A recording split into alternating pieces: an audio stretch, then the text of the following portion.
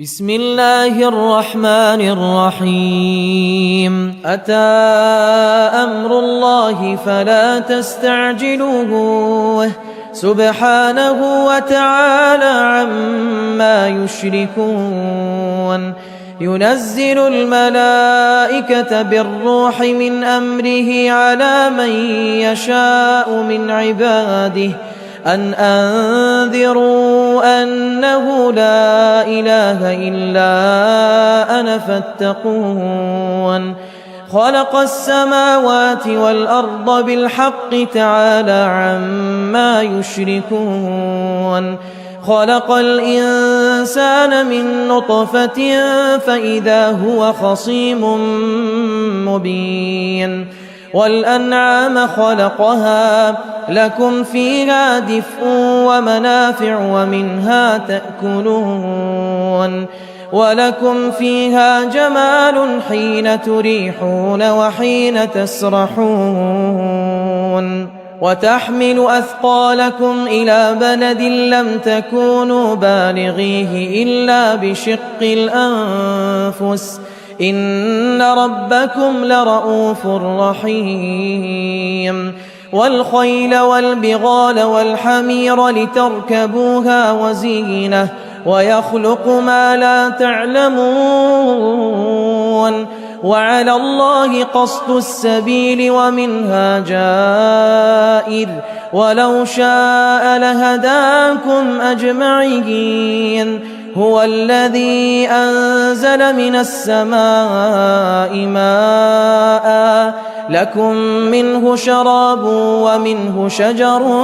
فيه تسيمون ينبت لكم به الزرع والزيتون والنخيل والأعناب ومن كل الثمرات إن في ذلك لآية لقوم يتفكرون وسخر لكم الليل والنهار والشمس والقمر والنجوم مسخرات بأمره إن في ذلك لآيات لقوم يعقلون وما ذرأ لكم في الأرض مختلفا ألوانه إن في ذلك لآية لقوم يذكرون وهو الذي سخر البحر لتأكلوا منه لحما طريا وتستخرجوا منه حلية تلبسونها وترى الفلك مواخر فيه ولتبتغوا من فضله ولعلكم تشكرون وألقى في الأرض رواسي أن تميد بكم وأنهارا وسبلا لعلكم تهتدون وعلامات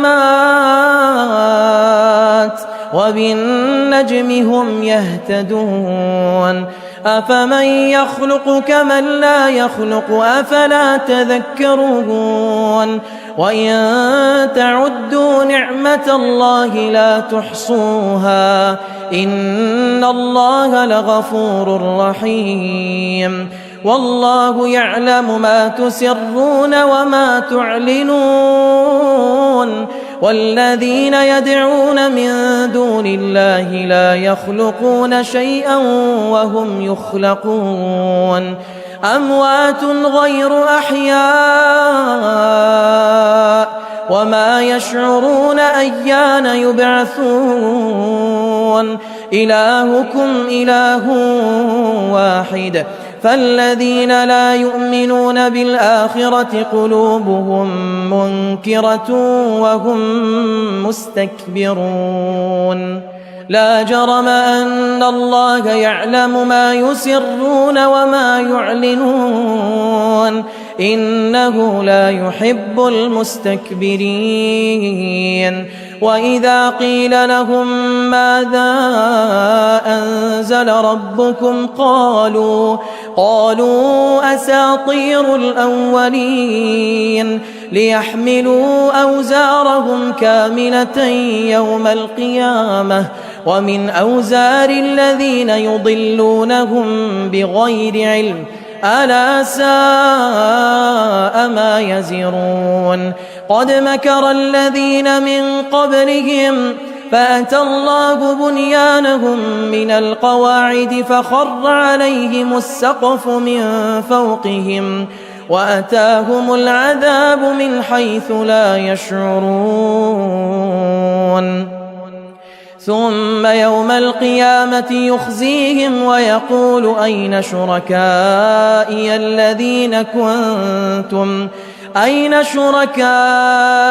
الذين كنتم تشاقون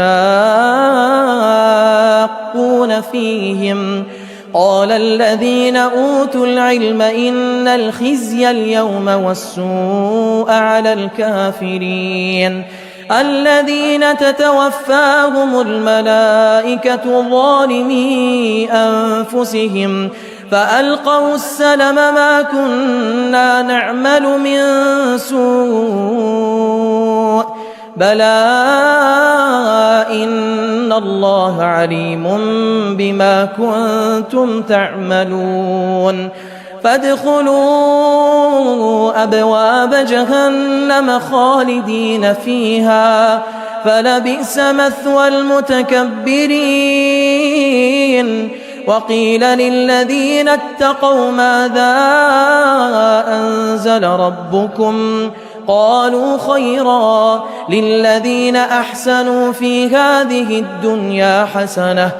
ولدار الآخرة خير ولنعم دار المتقين جنات عدن يدخلونها تجري من تحتها الأنهار لهم فيها ما يشاءون كذلك يجزي الله المتقين الذين تتوفاهم الملائكة طيبين يقولون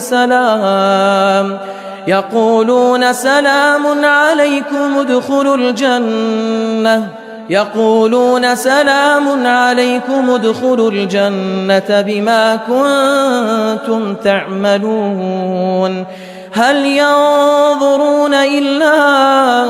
أن تأتيهم الملائكة أو يأتي أمر ربك كذلك فعل الذين من قبلهم وما ظلمهم الله ولكن كانوا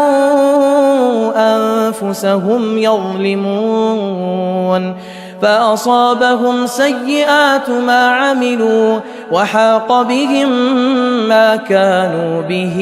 يستهزئون وقال الذين أشركوا لو شاء الله ما عبدنا من دونه من شيء نحن ولا آباؤنا ولا حرمنا من دونه من شيء كذلك فعل الذين من قبلهم فهل على الرسل إلا البلاغ المبين ولقد بعثنا في كل أمة رسولا أن اعبدوا الله واجتنبوا الطاغوت فمنهم من هدى الله ومنهم من حقت عليه الضلالة فسيروا في الأرض فانظروا كيف كان عاقبة المكذبين إن تحرص على هداهم فإن الله لا يهدي من يضل وما لهم من ناصرين وأقسموا بالله جهد أيمانهم لا يبعث الله من يموت بلى وعدا عليه حقا ولكن أكثر الناس لا يعلمون ليبين لهم الذي يختلفون فيه وليعلم الذين كفروا أنهم كانوا كاذبين إنما قولنا لشيء إذا أردناه أن نقول له كن فيكون والذين هاجروا في الله من بعد ما ظلموا لنبوئنهم في الدنيا حسنة ولأجر الآخرة أكبر لو كانوا يعلمون الذين صبروا وعلى ربهم يتوكلون وما أرسلنا من قبلك إلا رجالا نوحي إليهم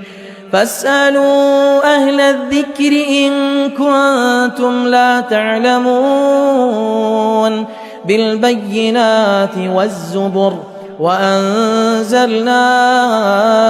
إليك الذكر لتبين للناس ما نزل إليهم ولعلهم يتفكرون أفأمن الذين مكروا السيئات أن يخسف الله بهم الأرض أو يأتيهم العذاب من حيث لا يشعرون أو يأخذهم في تقلبهم فما هم بمعجزين أو يأخذهم على تخوف فإن ربكم لرؤوف رحيم أولم يروا إلى ما خلق الله من شيء يتفيأ ظلاله عن اليمين والشمائل سجدا لله وهم داخرون ولله يسجد ما في السماوات وما في الأرض من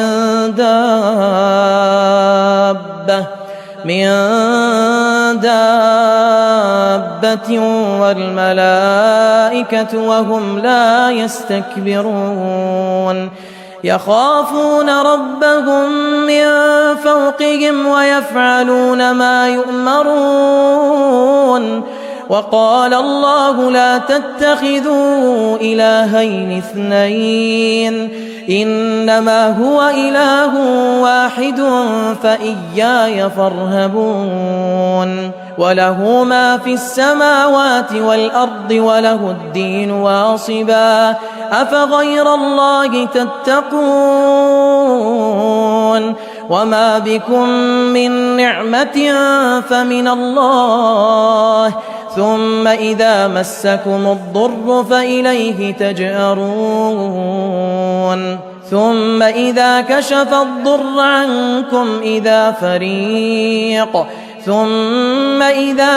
الضر عنكم إذا فريق منكم بربهم يشركون ليكفروا بما آتيناهم فتمتعوا فسوف تعلمون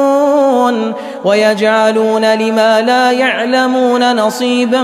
مما رزقناهم تالله لتسألن عما كنتم تفترون ويجعلون لله البنات سبحانه ولهم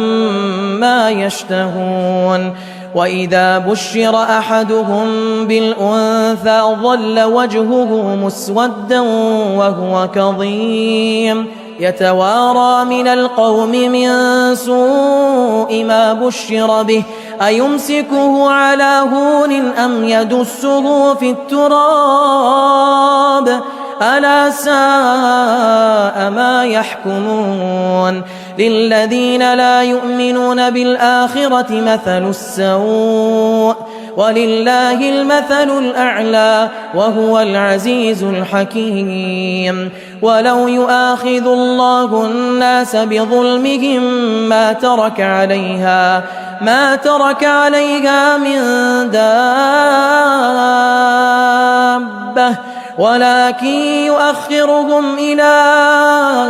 أجل مسمى فإذا جاء أجلهم لا يستأخرون ساعة ولا يستقدمون ويجعلون لله ما يكرهون وتصف ألسنتهم الكذب أن لهم الحسنى لا جرم أن لهم النار وأنهم مفرطون تالله لقد أرسلنا إلى من قبلك فزين لهم الشيطان أعمالهم فهو وليهم اليوم ولهم عذاب أليم. وما أنزلنا عليك الكتاب إلا لتبين لهم الذي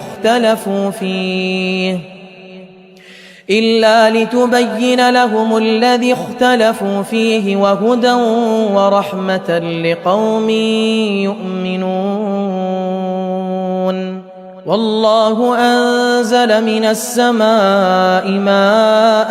فأحيا به الأرض بعد موتها إن في ذلك لآية لقوم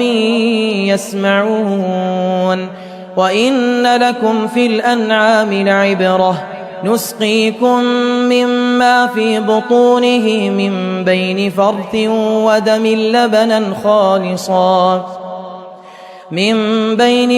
ودم لبنا خالصا سائغا للشاربين. ومن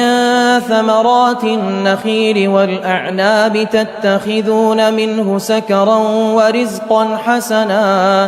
إن في ذلك لآية لقوم يعقلون. وأوحى ربك إلى النحل أن اتخذي من الجبال بيوتا ومن الشجر ومما يعرشون ثم كلي من كل الثمرات فاسلكي سبل ربك ذللا يخرج من بطونها شراب مختلف ألوانه فيه شفاء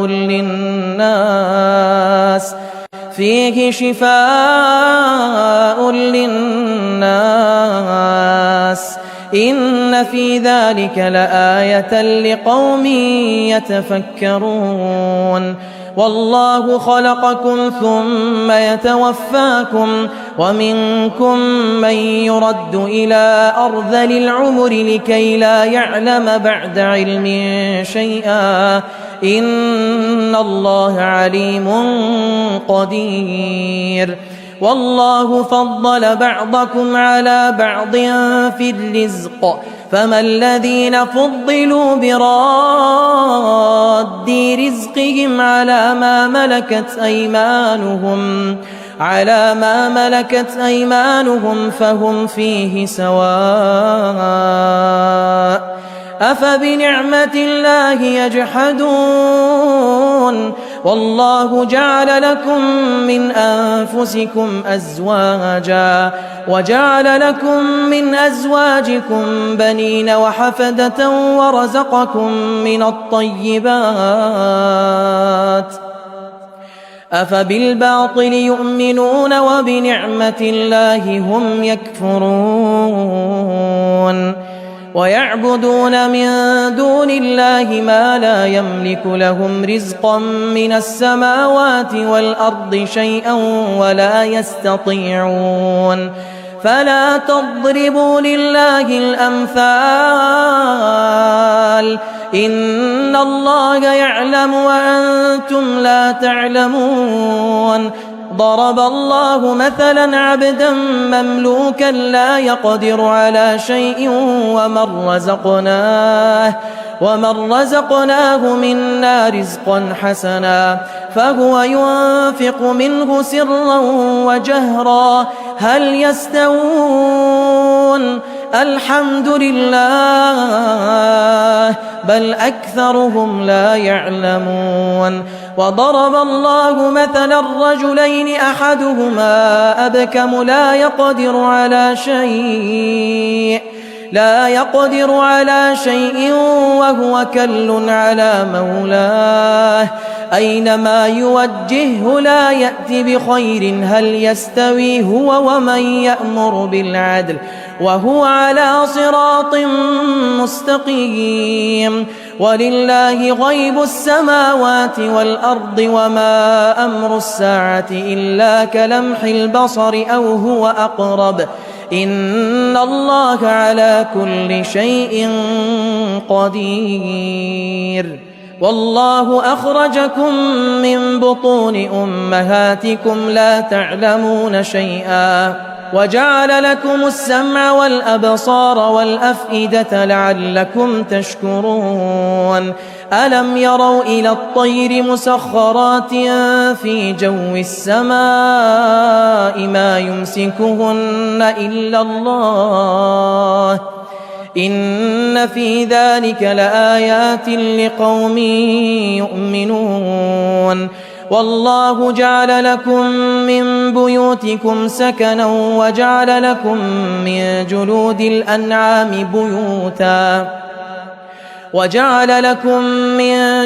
الأنعام بيوتا تستخفونها يوم ضعنكم ويوم إقامتكم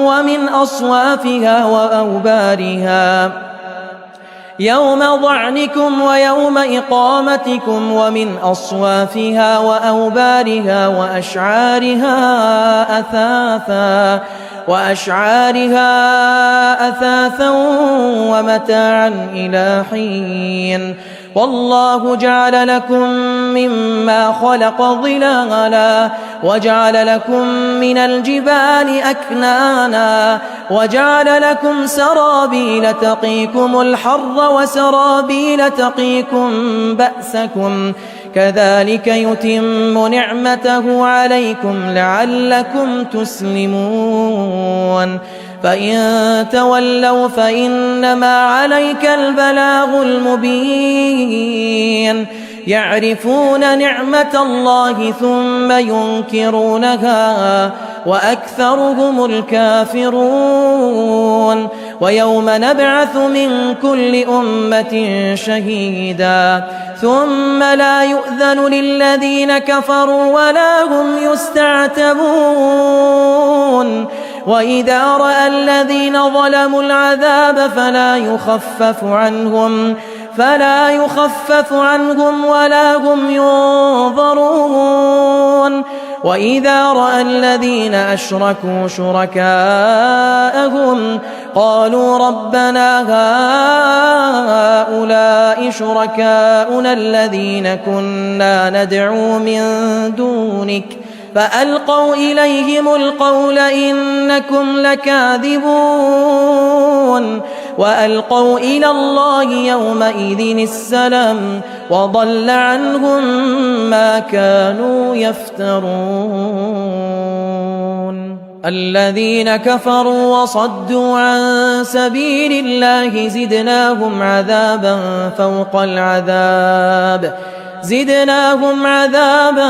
فوق العذاب بما كانوا يفسدون. ويوم نبعث في كل أمة شهيدا عليهم من أنفسهم وجئنا بك شهيدا على هؤلاء ونزلنا عليك الكتاب تبيانا لكل شيء وهدى ورحمة وبشرى للمسلمين. إن الله يأمر بالعدل والإحسان وإيتاء ذي القربى وينهى عن الفحشاء والمنكر والبغي يعظكم لعلكم تذكرون. وأوفوا بعهد الله إذا عاهدتم ولا تنقضوا الأيمان بعد توكيدها وقد جعلتم الله عليكم كفيلا إن الله يعلم ما تفعلون. ولا تكونوا كالتي نقضت غزلها من بعد قوة أنكاثا تتخذون أيمانكم دخلا بينكم أن تكون أمة هي أربى من أمة إنما يبلوكم الله به وليبينن لكم يوم القيامة ما كنتم فيه تختلفون. ولو شاء الله لجعلكم أمة واحدة ولكن يضل من يشاء ويهدي من يشاء ولتسألن عما كنتم تعملون ولا تتخذوا أيمانكم دخلا بينكم فتزل قدم بعد ثبوتها وتذوقوا السوء بما صددتم عن سبيل الله ولكم عذاب عظيم ولا تشتروا بعهد الله ثمنا قليلا إنما عند الله هو خير لكم إن كنتم تعلمون ما عندكم ينفد وما عند الله باق ولنجزين الذين صبروا أجرهم بأحسن ما كانوا يعملون من عمل صالحا من ذكر أو أنثى وهو مؤمن فلنحيينه حياة طيبة ولنجزينهم أجرهم بأحسن ما كانوا يعملون فإذا قرأت القرآن فاستعذ بالله من الشيطان الرجيم إنه ليس له سلطان على الذين آمنوا وعلى ربهم يتوكلون إنما سلطانه على الذين يتولونه والذين هم به مشركون وإذا بدلنا آية مكان آية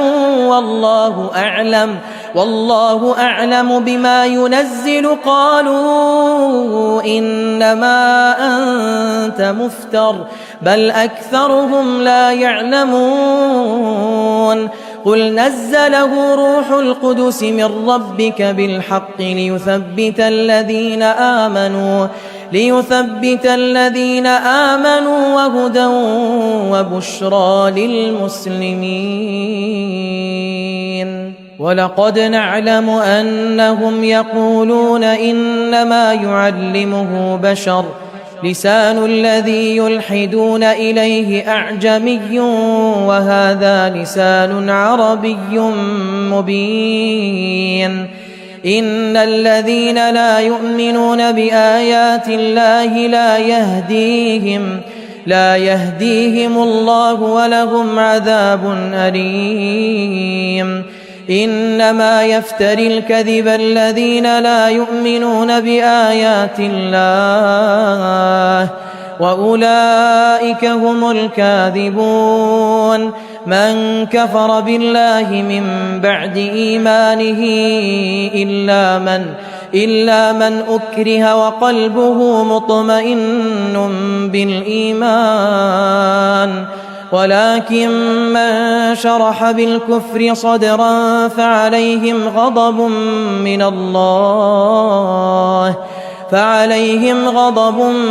من الله ولهم عذاب عظيم ذلك بأنهم استحبوا الحياة الدنيا على الآخرة وأن الله لا يهدي القوم الكافرين أولئك الذين طبع الله على قلوبهم وسمعهم وأبصارهم وأولئك هم الغافلون لا جرم أنهم في الآخرة هم الخاسرون ثم إن ربك للذين هاجروا لا جرم أنهم في الآخرة هم الخاسرون ثم إن ربك للذين هاجروا من بعد ما فتنوا ثم جاهدوا وصبروا إن ربك من بعدها لغفور رحيم يوم تأتي كل نفس تجادل عن نفسها وتوفى كل نفس ما عملت وهم لا يظلمون وضرب الله مثلا قرية كانت آمنة مطمئنة يأتيها رزقها رغدا من كل مكان فكفرت بأنعم الله فأذاقها الله لباس الجوع والخوف بما كانوا يصنعون ولقد جاءهم رسول منهم فكذبوه فأخذهم العذاب وهم ظالمون فكلوا مما رزقكم الله حلالا طيبا واشكروا نعمة الله إن كنتم إياه تعبدون إنما حرم عليكم الميتة والدم ولحم الخنزير وما أهل لغير الله به فمن اضطر غير باغ ولا عاد فإن الله غفور رحيم ولا تقولوا لما تصف ألسنتكم الكذب هذا حلال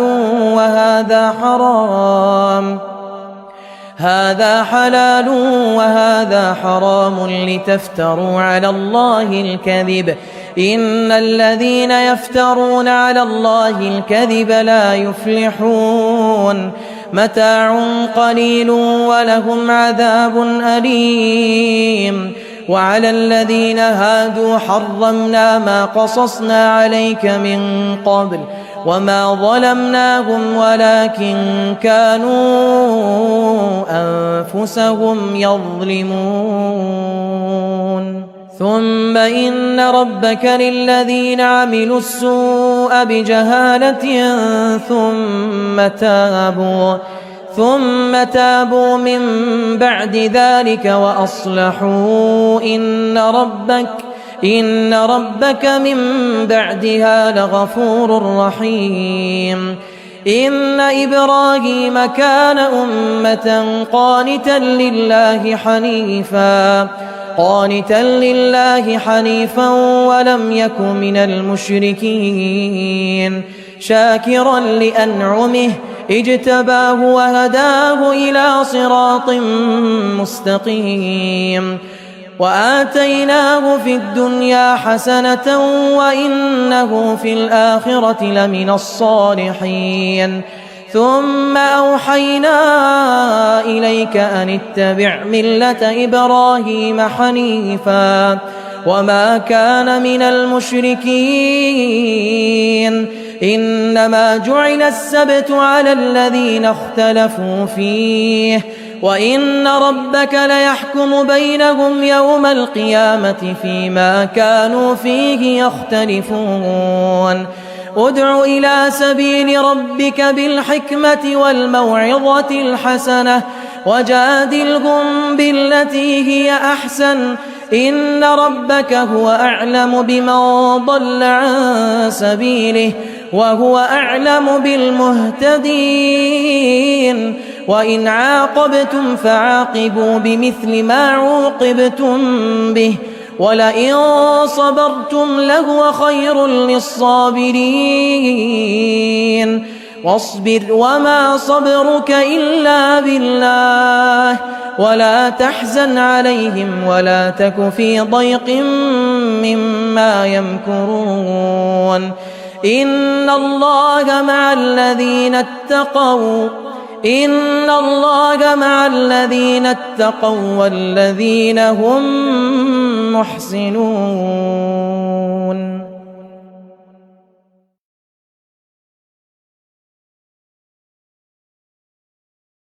بسم الله الرحمن الرحيم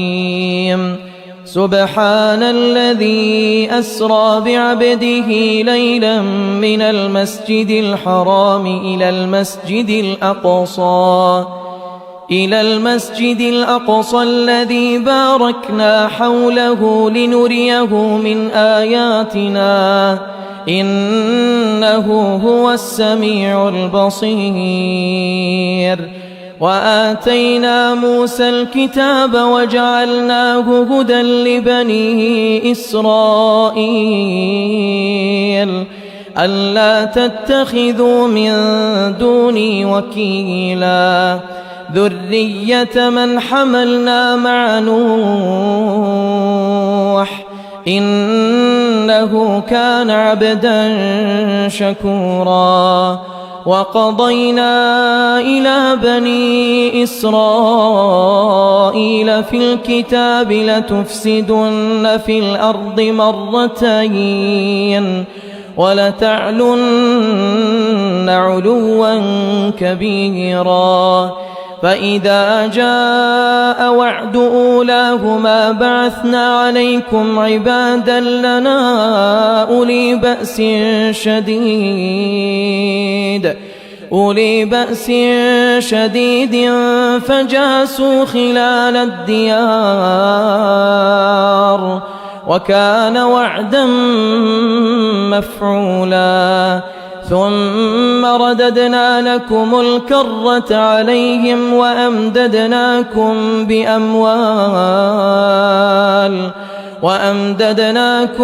بأموال وبنين وجعلناكم أكثر نفيرا إن أحسنتم أحسنتم لأنفسكم وإن أسأتم فلها فإذا جاء وعد الآخرة ليسوءوا وجوهكم وليدخلوا المسجد كما دخلوه أول مرة وليتبروا ما علوا تتبيرا عسى ربكم أن يرحمكم وإن عدتم عدنا وجعلنا جهنم للكافرين حصيرا إن هذا القرآن يهدي للتي هي أقوم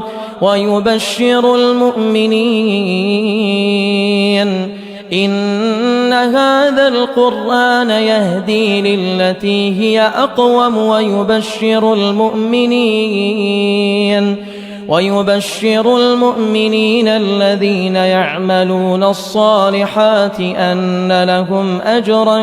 كبيرا وأن الذين لا يؤمنون بالآخرة أعتدنا لهم عذابا أليما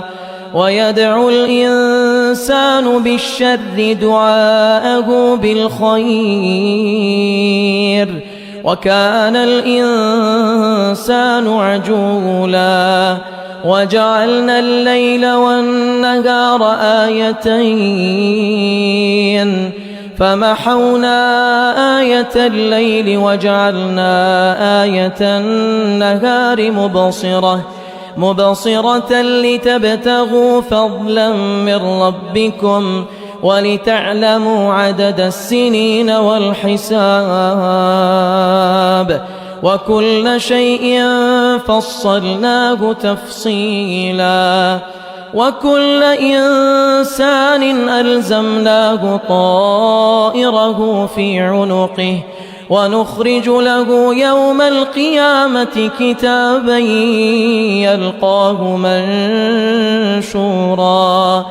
اقرأ كتابك كفى بنفسك اليوم عليك حسيبا من اهتدى فإنما يهتدي لنفسه ومن ضل فإنما يضل عليها ولا تزر وازرة وزر أخرى وما كنا معذبين حتى نبعث رسولا وإذا أردنا أن نهلك قرية أمرنا مترفيها ففسقوا فيها فحق عليها القول فدمرناها تدميرا وكم أهلكنا من القرون من بعد نوح وكفى بربك بذنوب عباده خبيرا بصيرا من كان يريد العاجلة عجلنا له فيها ما نشاء لمن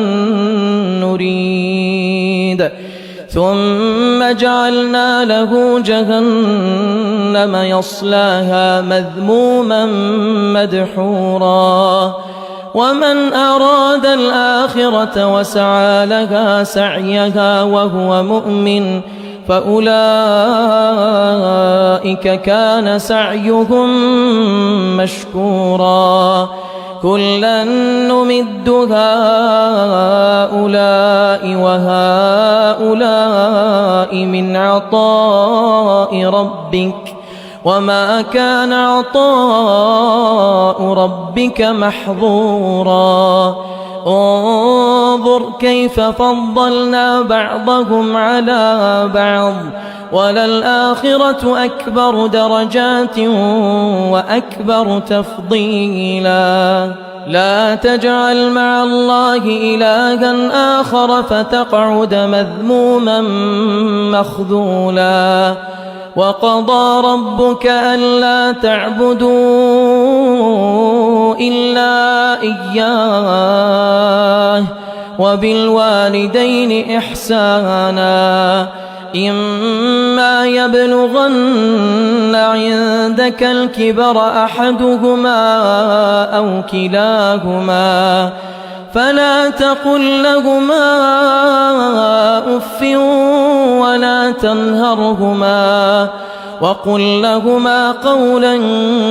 كريما واخفض لهما جناح الذل من الرحمة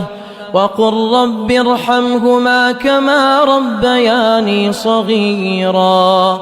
ربكم أعلم بما في نفوسكم إن تكونوا صالحين فإنه كان للأوابين غفورا وآت ذا القربى حقه والمسكين وابن السبيل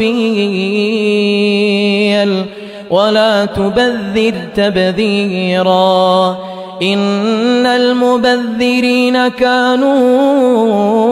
إخوان الشياطين وكان الشيطان لربه كفورا وإما تعرضن عنهم ابتغاء رحمة من ربك ترجوها فقل لهم قولا ميسورا ولا تجعل يدك مغلولة إلى عنقك ولا تبسطها كل البسط فتقعد ملوما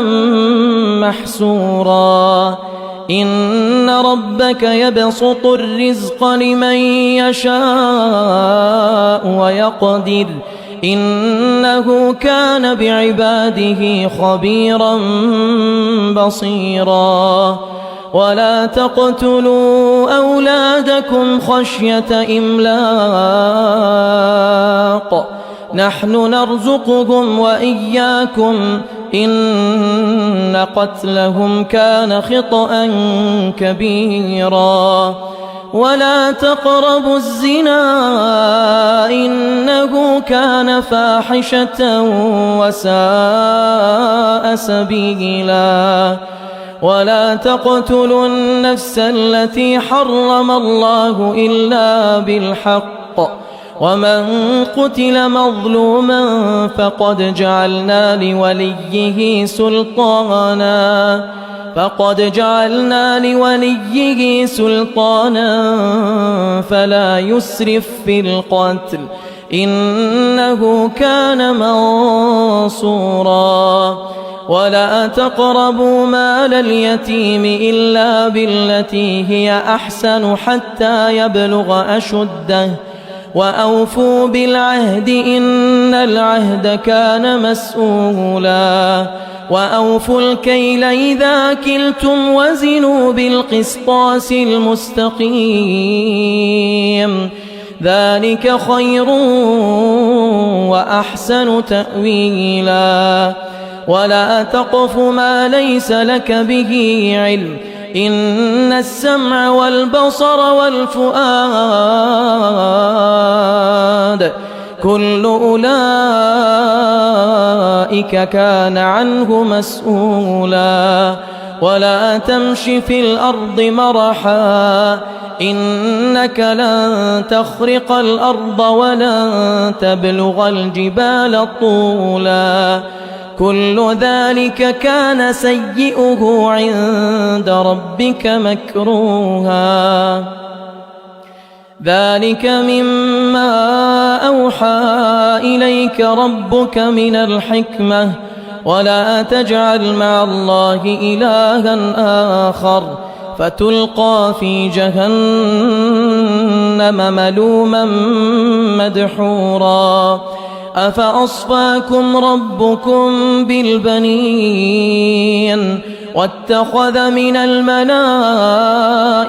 إناثا إنكم لتقولون قولا عظيما ولقد صرفنا في هذا القرآن ليذكروا وما يزيدهم إلا نفورا قل لو كان معه آلهة كما يقولون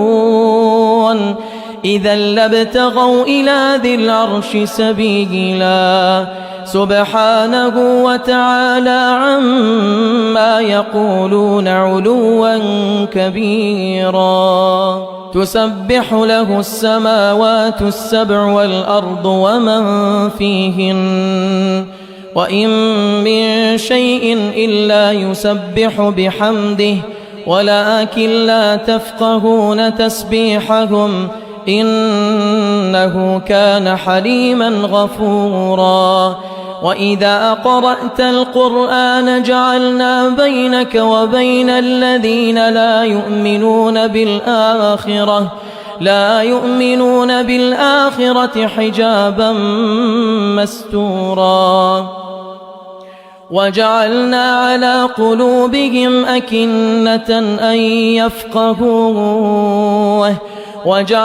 على قلوبهم أكنة أن يفقهوه وفي آذانهم وقرا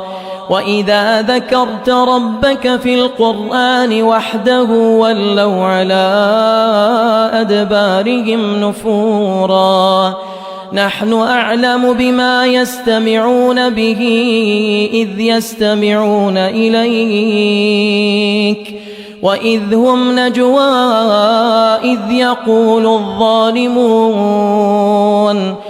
يقول الظالمون إن تتبعون إلا رجلا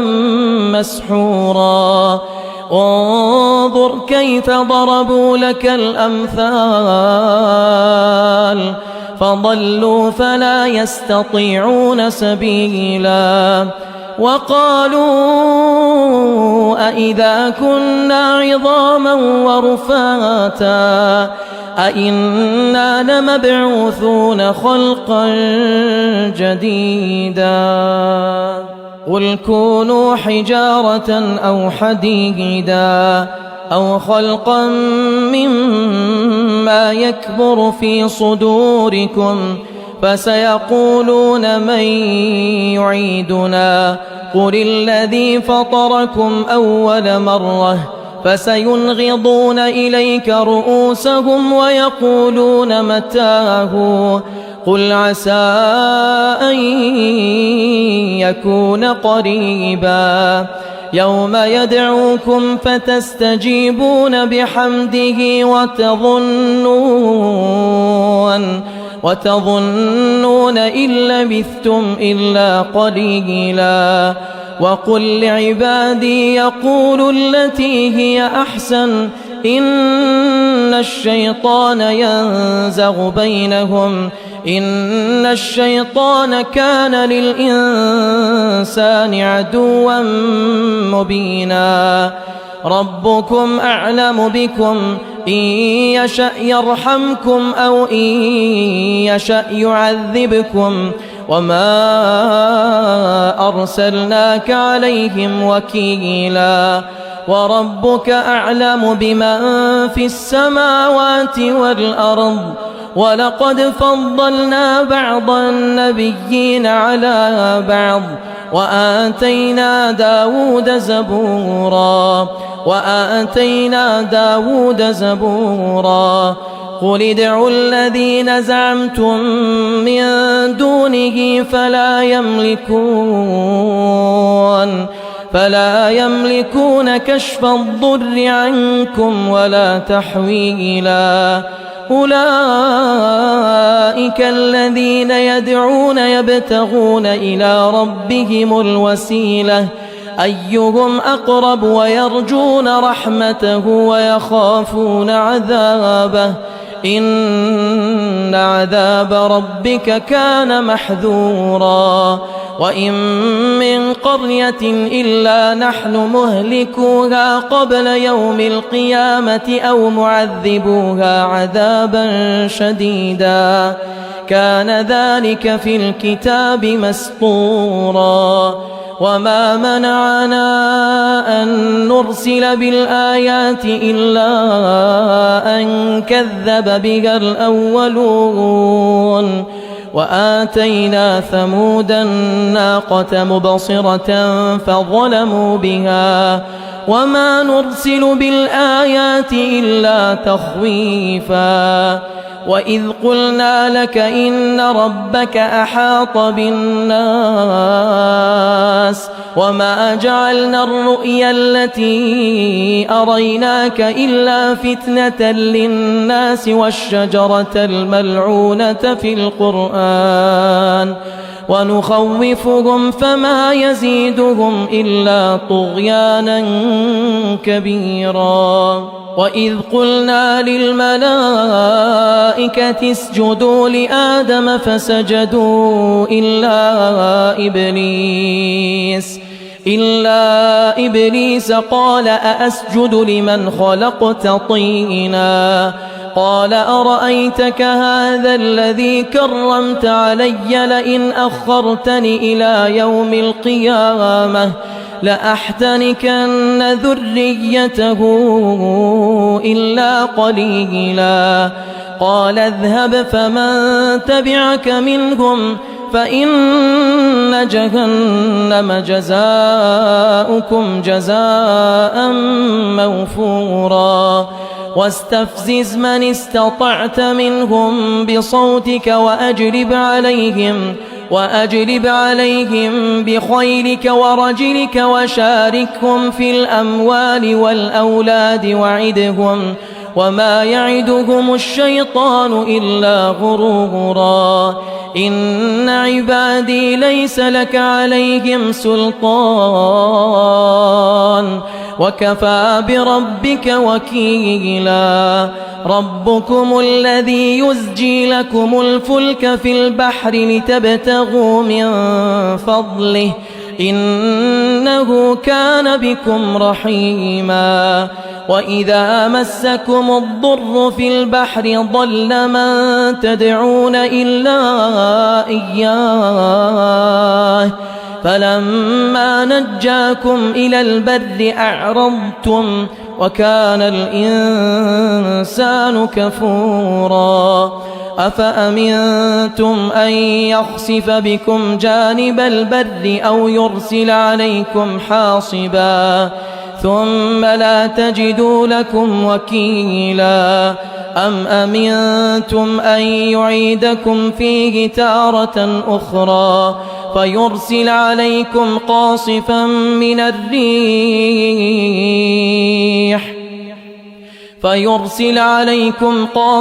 من الريح فيغرقكم بما كفرتم ثم لا تجدوا لكم علينا به تبيعا ولقد كرمنا بني آدم وحملناهم في البر والبحر ورزقناهم من الطيبات وفضلناهم على كثير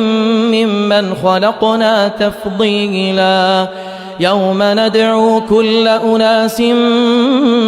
بإمامهم فمن أوتي كتابه بيمينه فأولئك يقرؤون كتابهم ولا يظلمون فتيلا ومن كان في هذه أعمى فهو في الآخرة أعمى وأضل سبيلا وإن كادوا ليفتنونك عن الذي أوحينا إليك لتفتري علينا غيره وإذا لاتخذوك خليلا ولولا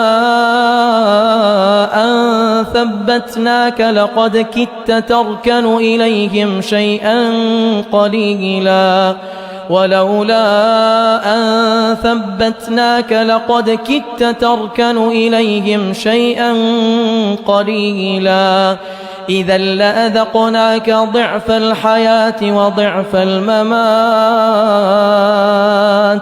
إذا لأذقناك ضعف الحياة وضعف الممات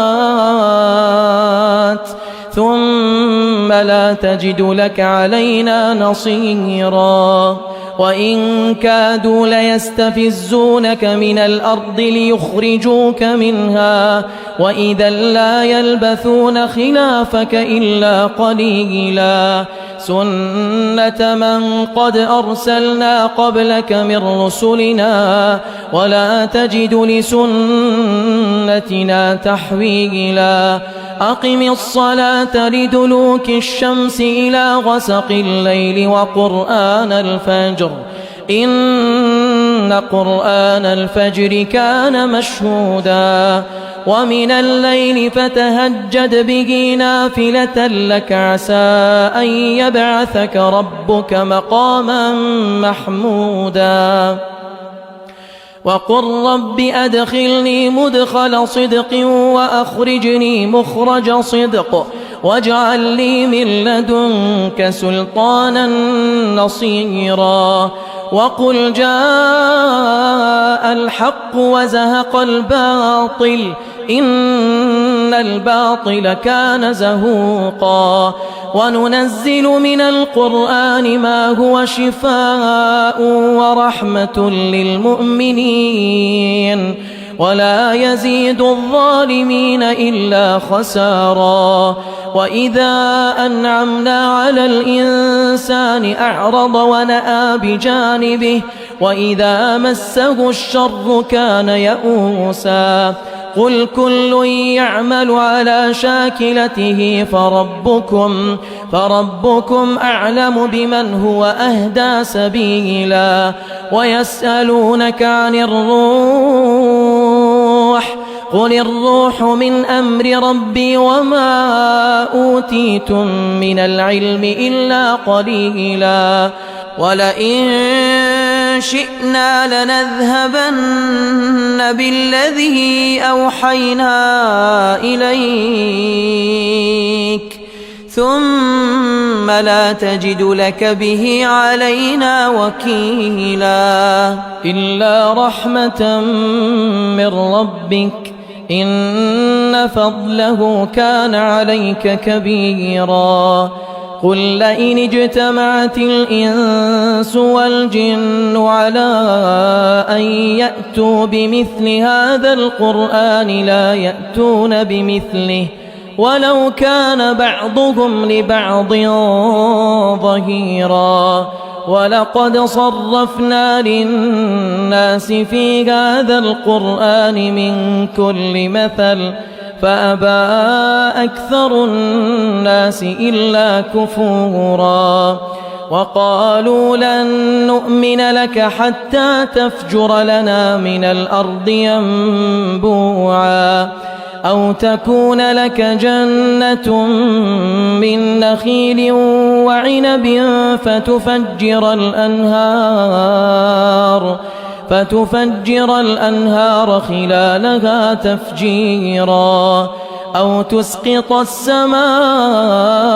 كما زعمت علينا كسفا أو تأتي بالله والملائكة قبيلا أو يكون لك بيت من زخرف أو ترقى في السماء ولن نؤمن لرقيك حتى تنزل علينا كتابا نقرأه قل سبحان ربي هل كنت إلا بشرا رسولا وما منع الناس أن يؤمنوا إذ جاءهم الهدى إلا أن قالوا أبعث الله بشرا رسولا قل لو كان في الأرض ملائكة يمشون مطمئنين لنزلنا عليهم من السماء ملكا رسولا قل كفى بالله شهيدا بيني وبينكم إنه كان بعباده خبيرا بصيرا ومن يهد الله فهو المهتد ومن يضلل فلن تجد لهم أولياء من دونه ونحشرهم يوم القيامة على وجوههم عميا وبكما وصما مأواهم جهنم كلما خبت زدناهم سعيرا ذلك جزاؤهم بأنهم كفروا بآياتنا وقالوا أئذا كنا عظاما ورفاتا أئنا لمبعوثون خلقا جديدا أولم يروا أن الله الذي خلق السماوات والأرض قادر على أن يخلق مثلهم وجعل لهم أجلا لا ريب فيه فأبى الظالمون إلا كفورا قل لو أنتم تملكون خزائن رحمة ربي إذا لأمسكتم خشية الإنفاق وكان الإنسان قتورا ولقد آتينا موسى 9 آيات بينات فاسأل بني إسرائيل إذ جاءهم فقال له فرعون إني لأظنك يا موسى مسحورا قال لقد علمت ما أنزل هؤلاء إلا رب السماوات والأرض بصائر وإني لأظنك يا فرعون مثبورا فأراد أن يستفزهم من الأرض فأغرقناه ومن معه جميعا وقلنا من بعده لبني إسرائيل اسكنوا الأرض فإذا جاء وعد الآخرة جئنا بكم لفيفا وبالحق أنزلناه وبالحق نزل وما أرسلناك إلا مبشرا ونذيرا وقرآنا فرقناه لتقرأه على الناس على مكث ونزلناه تنزيلا قل آمنوا به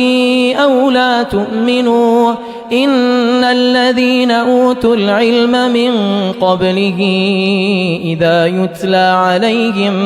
إذا يتلى عليهم يخرون للأذقان سجدا ويقولون سبحان ربنا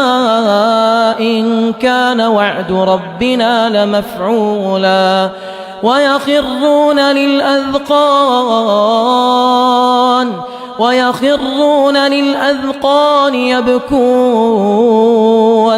ويخرون للأذقان يبكون ويزيدهم خشوعا قل ادعوا الله أو ادعوا الرحمن أيما تدعوا فله الأسماء الحسنى ولا تجهر بصلاتك ولا تخافت بها وابتغ بين ذلك سبيلا وقل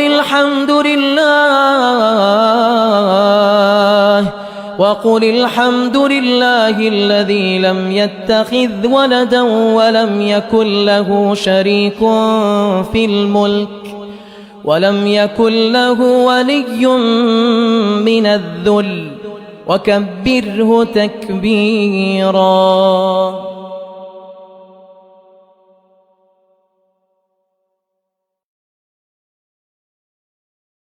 بسم الله الرحمن الرحيم. أتى أمر الله فلا تستعجلوه سبحانه وتعالى عما يشركون. ينزل الملائكة بالروح من أمره على من يشاء من عباده أن أنذروا أنه لا إله إلا أنا فاتقون. خلق السماوات والأرض بالحق تعالى عما يشركون.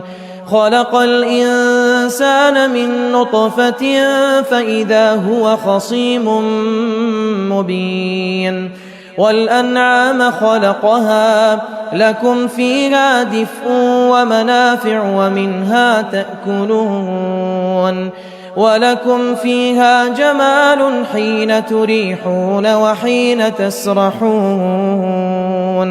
وتحمل أثقالكم إلى بلد لم تكونوا بالغيه إلا بشق الأنفس إن ربكم لرؤوف رحيم. والخيل والبغال والحمير لتركبوها وزينة ويخلق ما لا تعلمون. وعلى الله قصد السبيل ومنها جائر ولو شاء لهداكم أجمعين. هو الذي أنزل من السماء ماء لكم منه شراب ومنه شجر فيه تسيمون. ينبت لكم به الزرع والزيتون والنخيل والأعناب ومن كل الثمرات إن في ذلك لآية لقوم يتفكرون. وسخر لكم الليل والنهار والشمس والقمر والنجوم مسخرات بأمره إن في ذلك لآيات لقوم يعقلون. وما ذرأ لكم في الأرض مختلفا ألوانه إن في ذلك لآية لقوم يذكرون. وهو الذي سخر البحر لتأكلوا منه لحما طريا وتستخرجوا منه حلية تلبسونها وترى الفلك مواخر فيه ولتبتغوا من فضله ولعلكم تشكرون. وألقى في الأرض رواسي أن تميد بكم وأنهارا وسبلا لعلكم تهتدون. وعلامات وبالنجم هم يهتدون. أفمن يخلق كمن لا يخلق أفلا تذكرون. وإن تعدوا نعمة الله لا تحصوها إن الله لغفور رحيم. والله يعلم ما تسرون وما تعلنون. والذين يدعون من دون الله لا يخلقون شيئا وهم يخلقون. أموات غير أحياء وما يشعرون أيان يبعثون. إلهكم إله واحد فالذين لا يؤمنون بالآخرة قلوبهم منكرة وهم مستكبرون لا جرم أن الله يعلم ما يسرون وما يعلنون إنه لا يحب المستكبرين وإذا قيل لهم ماذا أنزل ربكم قالوا أساطير الأولين ليحملوا أوزارهم كاملة يوم القيامة ومن أوزار الذين يضلونهم بغير علم ألا ساء ما يزرون قد مكر الذين من قبلهم فأتى الله بنيانهم من القواعد فخر عليهم السقف من فوقهم وأتاهم العذاب من حيث لا يشعرون ثم يوم القيامة يخزيهم ويقول أين شركائي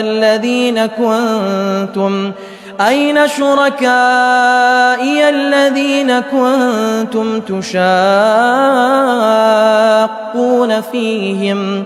قال الذين أوتوا العلم إن الخزي اليوم والسوء على الكافرين الذين تتوفاهم الملائكة ظالمي أنفسهم فألقوا السلم ما كنا نعمل من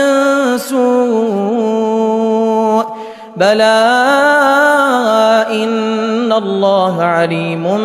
بما كنتم تعملون فادخلوا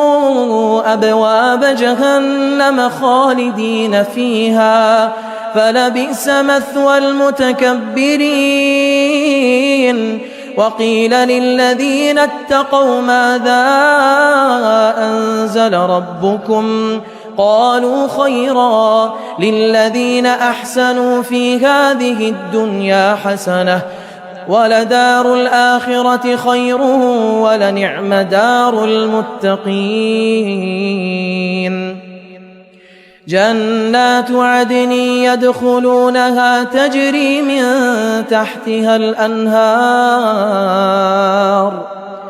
لهم فيها ما يشاءون كذلك يجزي الله المتقين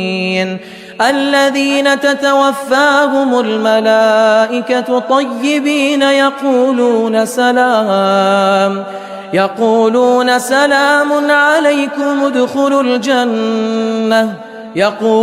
سلام عليكم ادخلوا الجنة بما كنتم تعملون هل ينظرون إلا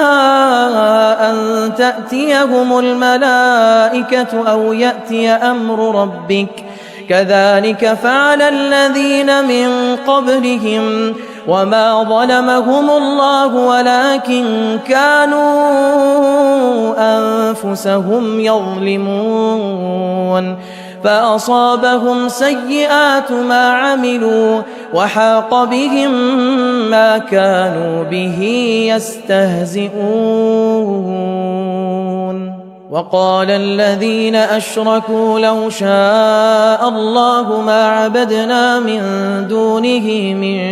شيء نحن ولا آباؤنا ولا حرمنا من دونه من شيء كذلك فعل الذين من قبلهم فهل على الرسل إلا البلاغ المبين ولقد بعثنا في كل أمة رسولا أن اعبدوا الله واجتنبوا الطاغوت فمنهم من هدى الله ومنهم من حقت عليه الضلالة فسيروا في الأرض فانظروا كيف كان عاقبة المكذبين إن تحرص على هداهم فإن الله لا يهدي من يضل وما لهم من الناصرين وأقسموا بالله جهد أيمانهم لا يبعث الله من يموت بلى وعدا عليه حقا ولكن أكثر الناس لا يعلمون ليبين لهم الذي يختلفون فيه وليعلم الذين كفروا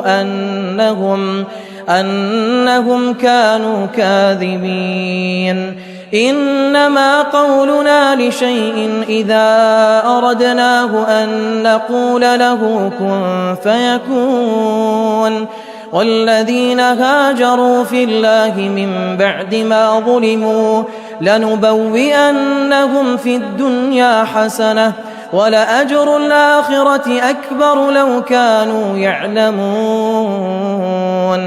الذين صبروا وعلى ربهم يتوكلون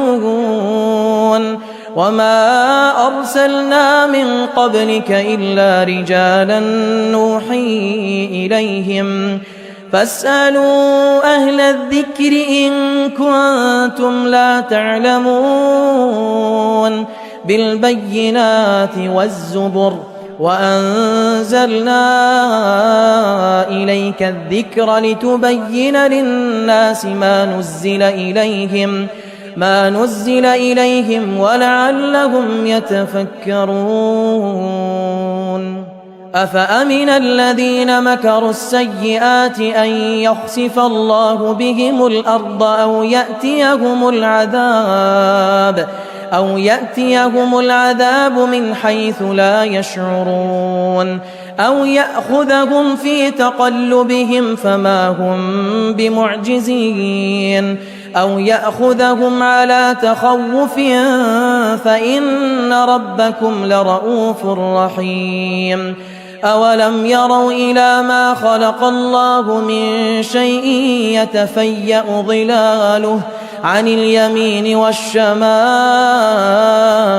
سجدا لله وهم داخرون ولله يسجد ما في السماوات وما في الأرض من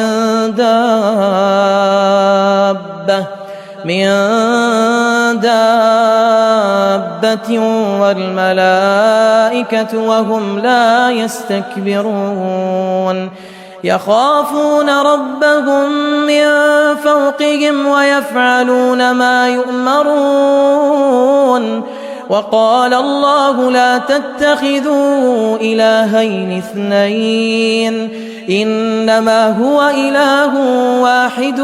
فإياي فارهبون وله ما في السماوات والأرض وله الدين واصبا أفغير الله تتقون وما بكم من نعمة فمن الله ثم إذا مسكم الضر فإليه تجأرون ثم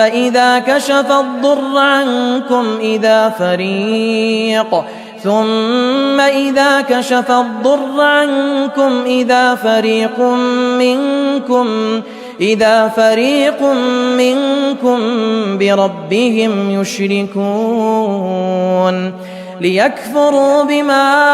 آتيناهم فتمتعوا فسوف تعلمون ويجعلون لما لا يعلمون نصيبا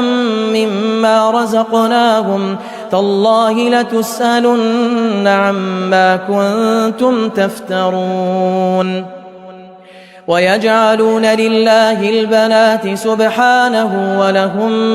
ما يشتهون وإذا بشر أحدهم بالأنثى ظل وجهه مسودا وهو كظيم يتوارى من القوم من سوء ما بشر به أيمسكه على هون أم يدسه في التراب ألا ساء ما يحكمون للذين لا يؤمنون بالآخرة مثل السوء ولله المثل الأعلى وهو العزيز الحكيم. ولو يؤاخذ الله الناس بظلمهم ما ترك عليها من دابة ولكن يؤخرهم إلى أجل مسمى فإذا جاء أجلهم لا يستأخرون ساعة ولا يستقدمون. ويجعلون لله ما يكرهون وتصف ألسنتهم الكذب أن لهم الحسنى لا جرم أن لهم النار وأنهم مفرطون. تالله لقد أرسلنا إلى من قبلك فزين لهم الشيطان أعمالهم فهو وليهم اليوم ولهم عذاب أليم. وما أنزلنا عليك الكتاب إلا لتبين لهم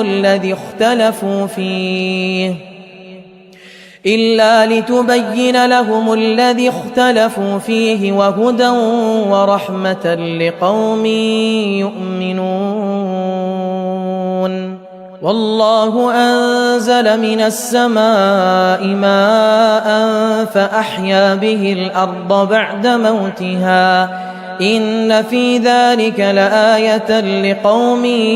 يسمعون. وإن لكم في الأنعام لعبرة نسقيكم مما في بطونه من بين فرث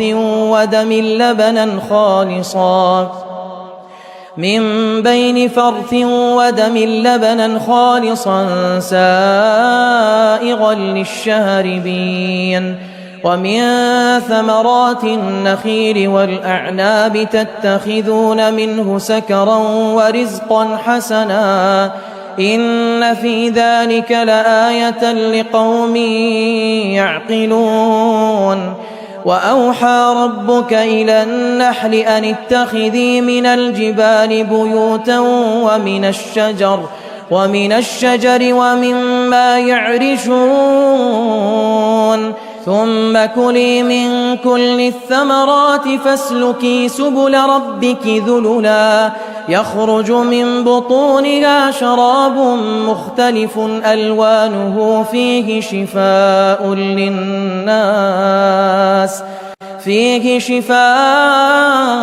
للناس إن في ذلك لآية لقوم يتفكرون. والله خلقكم ثم يتوفاكم ومنكم من يرد إلى أرذل العمر لكي لا يعلم بعد علم شيئا إن الله عليم قدير. والله فضل بعضكم على بعض في الرزق فما الذين فضلوا براد رزقهم على ما ملكت أيمانهم فهم فيه سواء. أفبنعمة الله يجحدون